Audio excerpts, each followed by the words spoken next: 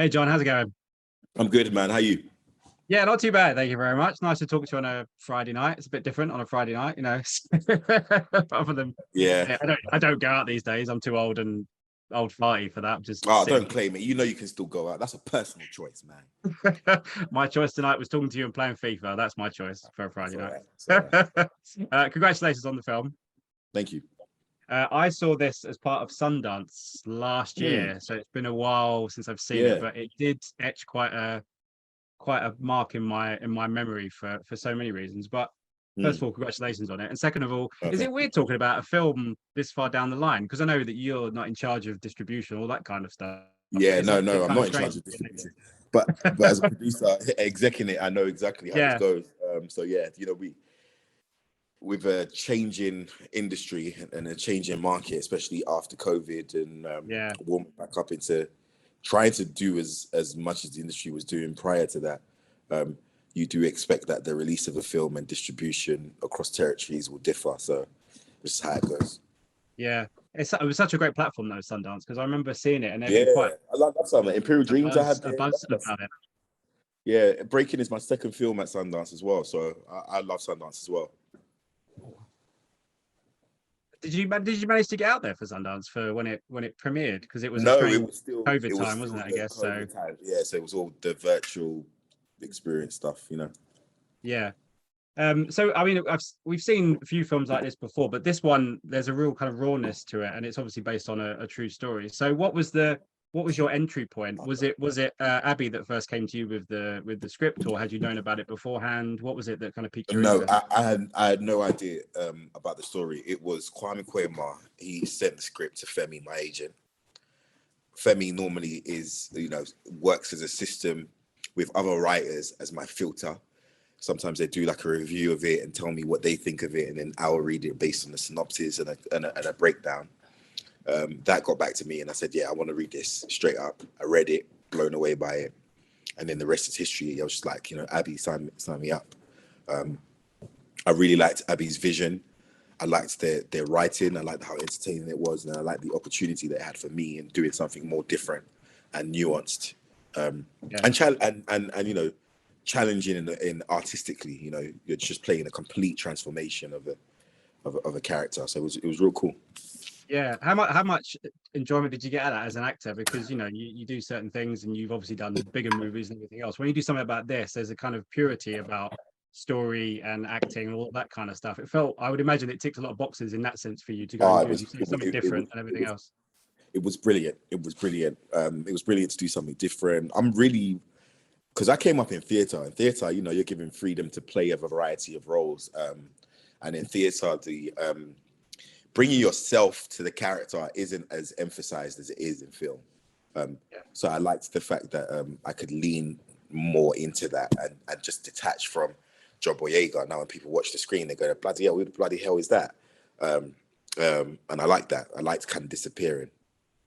Did it feel a bit like theatre, actually? Because for a lot of the film, you're in that one location, and there's only space, a few of you and everything else. I can imagine that's a really unique energy, and always semi-hard to find scripts in film that allow you to do that and step back into that arena. And this is one of them.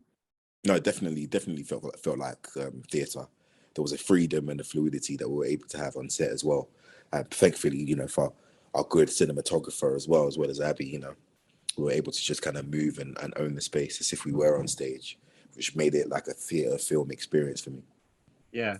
How much did you know of the story beforehand? Because there's so many stories that bleed out about veterans and how they're treated post, given their life, some instances given their lives for their country, and they come back and find it so hard to adjust to normality. And there's a real kind of disconnect between people that have normal lives and people that have this. And it feels like with this character particularly, he's just trying to do the right thing. He feels like this, he's trying to get his life back on track. And there's a real, as I said before, real purity to this guy. Did you feel that even though he might be painted as a bad guy, that he's actually not? He's actually trying to do right by his family and trying to do right by what he believes that he's given to his country. Yeah, I think we live in a world where it's easy to have generic judgment on situations. I mean, it feels easier, feels like sorted. It's kind of like putting the rubbish underneath the bed. Well, it looks good, doesn't it? But when you go into the details, it's not that simple. And for me, it's just I have much more of a nuanced response to Brian. You know, I kind of think about what makes a man, like what kind of frustrations, what kind of the lack of help, you know, the lack of empathy. What does that do, and how did that play a part in the decisions that he made? And then empathy to the bank tellers. Then in that scenario, how were they able to? Because they have to almost accept trauma themselves, something that they will never ever forget. You know, how are they dealing with that also? So and then systematically, you know, how did they fail? Yeah, and it also talks about a lot about, you know, mental health, and like you say, the way that when people come out of that experience that they are a changed person, and it's very hard for them to Yeah, adjust. And I thought the film did such a great job at trying to show us exactly the mentality, because the mentality from someone who wants to be a hero or wants to serve their country to someone who is struggling to just get X amount of just dollars to put in their and not bank even account an and amount that is live like, their you know, life. It's such yeah, a hard thing, but this film does it yeah, so well. yeah, Did and you? I mean, Abi's, I guess, testament to Abi, I guess, in terms of the script and everything else, you know. definitely. I think the scripts blew me away, man. You know, when you can read the script and you see the vision straight up, especially after the first read. That's where I get really, really excited when I already know the story back to front. I kind of gauged the character's journey. I know why they've come to me specifically for the role and what they want me to bring to it. It just really, really, the stars aligned on that one. Yeah. And what was it like to film it? Because obviously you're doing it as like it was obviously an independently funded film, and you're on as one of the executive producers as well. And it's a very, like I said before, it is like a chamber piece. You know, these guys, and the atmosphere comes from you being there. Did you shoot on location? Was it somewhere that you were out and about trying We to make actually it as realistic surprisingly as possible? shot in LA, in this abandoned building. I think it was an abandoned bank that just looks very similar to the aesthetic that Abi really wanted. So we shot in LA, and then I stayed there. I stayed here for like what, I think it was 4 or 5 weeks or something like that. And then yeah, we just shot it as quick as possible. Yeah, I have to ask you about someone that I love, which is Michael K. Williams, who Yeah. gave so much to the industry and was such a titan. And you get to share some time with him. What were some of the memories that you had of working with him? Because he's such a titan on screen, but off screen he has such a wonderful sense of humor from any Yeah, he's interview got a that sense of he's done. humor, great energy, you know, good clothes, great banter, inquisitive mind, and smelled amazing. I mean, that's nice to hear. That's another Yeah, positive to add to his bow. yeah, It exactly. smelled nice as well.